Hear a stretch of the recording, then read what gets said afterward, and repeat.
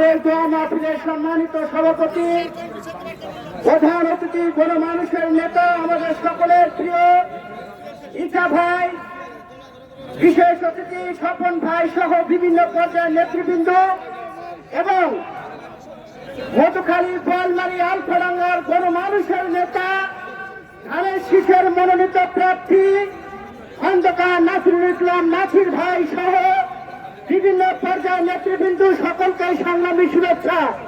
বক্তব্য দেব না, এই খোলা আকাশের নিচে আপনারা সকলেই বেগম খালেদা জিয়ার জন্য প্রার্থনা করবেন, দোয়া করবেন।